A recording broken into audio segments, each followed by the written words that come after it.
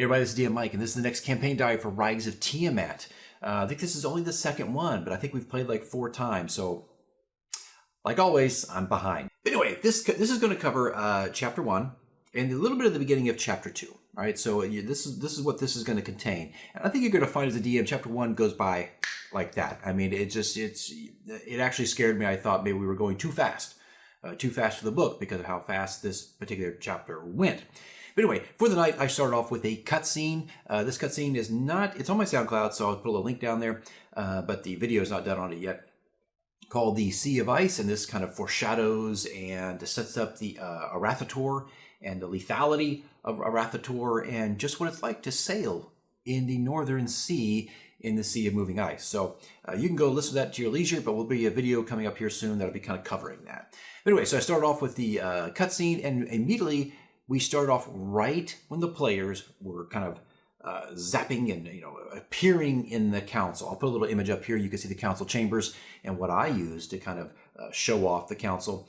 This is a Google slide image that I also use to show off all the members of the council. So anytime I was talking about a particular character or voicing a character, I would reference that character and they could see the image right above me on the screen, and and it was easy to follow.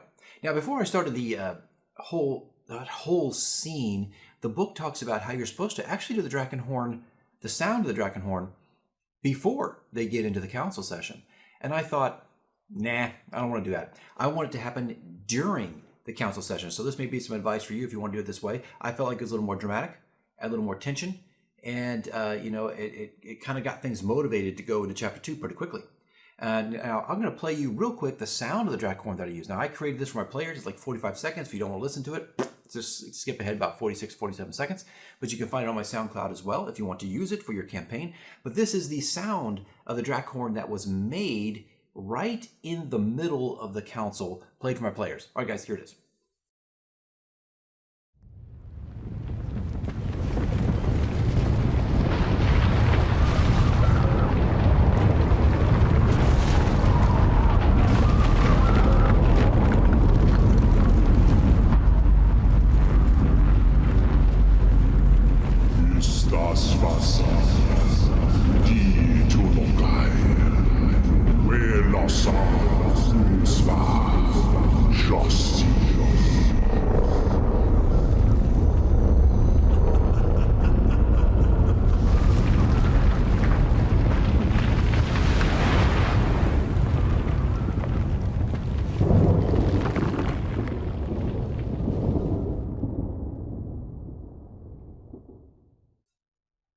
So there you go. If you want to use it, it's all up to you. It's actually Draconic. I probably pronounced everything wrong, as I typically do. But it basically said, Brothers of Scales, heed the call of your queen. All right, so this was played about 3/4 of the way through the council. Now here's another way. See, it builds tension, right? But another way I built tension as well during the council was I had notes prepared, little things folded up that I gave to certain players. I had 3 levels. Level 1, for instance, okay, this created tension for only certain players, like typically my elves and the paladin, who were at the beginning of the session fine. Maybe 10, 15 minutes into the session, we're starting to feel a little anxious. They're breaking out in sweats. Just things are just a little weird for them. I'd pass them a note saying this is what your character is feeling. And then I'd pass note number 2 about 20 minutes later, and something else was happening, like an escalation. Like they were feeling nervous, and their arcane energies were kind of slowly, like if they could see the arcane runes kind of forming on their skins, things were just kind of strange. And then, of course, by the 3rd warning, I think our paladin in particular, the jewel inside his sword, that it's a little beacon that his father crafted into a sword that always leads him home. That's all it is, right? It will always lead him back to Elturel. Well, that thing was going crazy by the 3rd note. And so he stands up in the middle of the session saying, something's happening, something's getting ready to happen. I don't know what it is, but my sword is going off. And that's where I played the Drakkenhorn. And that kind of set up the events of Chapter 2. Like there was panic. Now the earthquake you heard in there, Waterdeep did not get destroyed by an earthquake. It was just the sound of the rumbling of the voice and that rumbling sound coming from the horn itself, just reverberating through the entire realm. And you can watch the first campaign diary on that, as well as the radio drama that's attached to it called The Song of Stones, which explains a little bit more about that, right? What was happening in that situation. But anyway, that is how I kind of made it tension filled. The book says play it before, I played it in the middle. And I kind of handed notes out to just kind of, ratchet that up. Now, the council was also kind of a tricky situation because I had 3 people from the original campaign and 2 people who were brand new.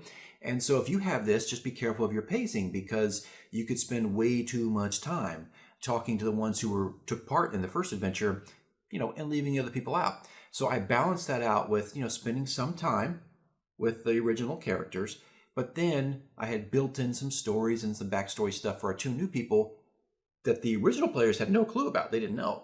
So they could share that information at the council and could be able to give input and be a part of it. And of course, I had the council members also questioning them. So I'd bounce to the first person who was new, go back to the original characters for a while, go to the other person that was new, and go back to the original characters, if this makes any sense. Just to create some good pacing and balance. You're not spending all your time, on the original players. You don't want to do that in case your group is mixed. But, the session, the council can be tricky.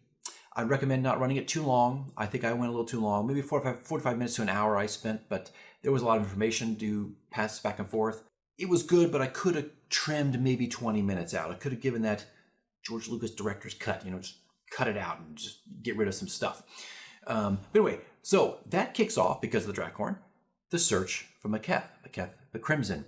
And they set it up, and of course, I'll put this in my chapter tips. I'm not going to talk about this right now. Okay, let me just backtrack. It sets up Maketh. And they get a little information about her and where she's located in the Northern Sea and, all that stuff that's in the book. And they eventually, got themselves together, made all their last-minute details, last-minute shopping, different things they needed for cold weather gear. And they met the captain at the docks. Here's put some ships up. I'll put some ships up. I'll put some shots up of the ship. You can see here, again, I'm using Google Slides almost in every single session. I totally recommend it if you want to get some good visuals on the screen. But you could see the captain and the ship and the docks and area, and they kind of negotiated there and what they were doing and how long this adventure would take. And so they set off onto the North Sea. Now, I wanted to have a choose your own adventure, which I've done several times in Hoard of the Dragon Queen. But unfortunately, I ran out of time. I just didn't have the time to devote to it. Eventually, I'd like to get back to that, but that's a choice you can do. I did kind of more of a montage sequence. I did not do any random encounters. That's also an option if you want to do that, but I just didn't do it. We already had enough going on.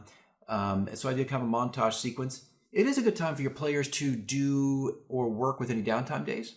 It's also a good time for your players to craft and create things, use some of their proficiencies and their skill sets. So my druid made more potions, which was a good thing compared to what happened just last Friday. Our thief was making more gunpowder. He had gotten a recipe of how to make gunpowder. That's a whole other thing. And then other characters were doing other things like meditation and studying and helping out, around the ship. I think there was one night where they were doing sea shanties, and the players joined in with their various instruments. So there's things to do there. But anyway, they got to Oingo Boingo, which is the main glacier. That's not what it's called. I just don't know how to pronounce it. Oyavango or something like that.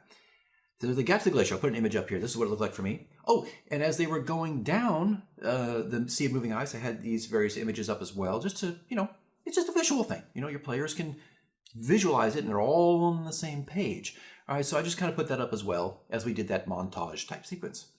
But they get to Oingo Boingo, and they make a deal with the captain to say, hey, can you wait for a little bit? Because we don't want you leaving. So he gave them 1 week, and he would assume they were dead, and he returned to Waterdeep.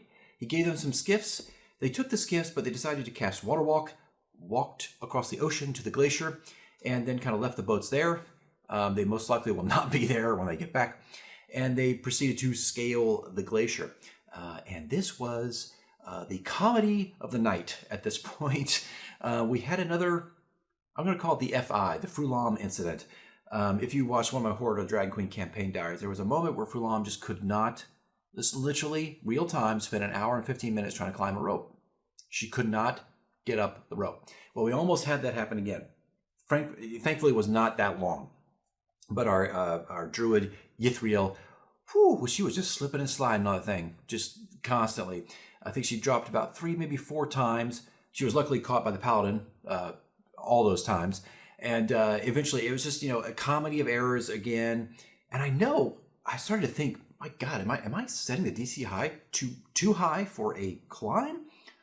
I don't think I am. I think this is just a curse I'm living with.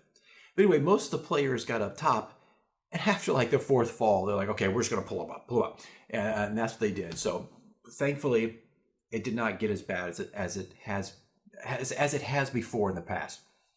But they get to the top of the glacier, and I have the glacier is huge. This is not just, it's almost like a continent in itself. I mean, it's enormous. I'm not that big, but you know what I'm saying. It's enormous. You could have lots of things going on.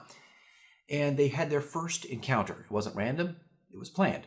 And it was this creature right here. I'll put a little image up. Something I designed and created and just illustrated. I am a cartoonist and illustrator by trade, so probably not as menacing as it should be, but still was, fun to design. I transported these into Tabletop Simulator and made tokens out of them. And you can see here on the map here, this is basically what it looked like. It was a lot of fun to do. And they immediately got into this encounter with really a guardian of the glacier, who actually is there to also guard the lair of the dragon, which I want to talk about Dragon's Lairs probably in the next campaign diary, just the importance of these things and what they should do. But they faced off against this first guardian, and at first it was just tentacles that were coming up, and there was just a lot of grappling and chunks of meat flying all over the place as they were cutting through these things. It was a pretty average encounter, but then right at the end, like 1 o'clock in the morning, when it was starting to get pretty late, the head popped out after they had kind of sliced down 2 or 3 of the tentacles, and that's where it kind of started to escalate, and that's where we ended it. So that was our second session for Rise of Tiamat, transitioning from Chapter 1 into that first part of Chapter 2. Now, of course, you could do much more with this. You could have sequences and things that happen up along the North Sea. You could have more of those random encounters, but in my mind, I knew that some serious stuff was going to go down a little bit later, and I didn't want to have too much stuff. Anyway, guys, that was it. That was Chapter 1, and a little chunk of Chapter 2 there, and it actually took up a good 5 hours of game time, and I'm not used to playing that long. I'm starting to get a little worried that I don't have enough prepared, but luckily I've had enough prepared. So, Chapter 1, it can go by pretty quickly, and I would just recommend that you watch your pacing. You don't interrogate your players to death over this, and don't be worried, don't be scared about this chapter. I know a lot of DMs, different various forums I'm a part of. There's a lot of worry over this chapter, and honestly, you can run it as short and as long as you want to, and it'll work out fine. So don't worry about that. Anyway, it was a good night. I had a good time. I was really surprised at how long we played. So we play again this coming Friday, and we kind of dived even deeper into Chapter 2, and a lot more happened there, and we'll get to that in the next campaign diary. And also, what's to come? Oh, a few more cutscenes that are not up yet, including the one I talked about at the beginning of the video. That'll be up next. And of course, the chapter tips are on their way. I just got to find the time. There's so many videos now to do. I just feel like suddenly it's just exploding. Anyway, guys, that's it. That's all I got for you. And I guess I will see you in the next one.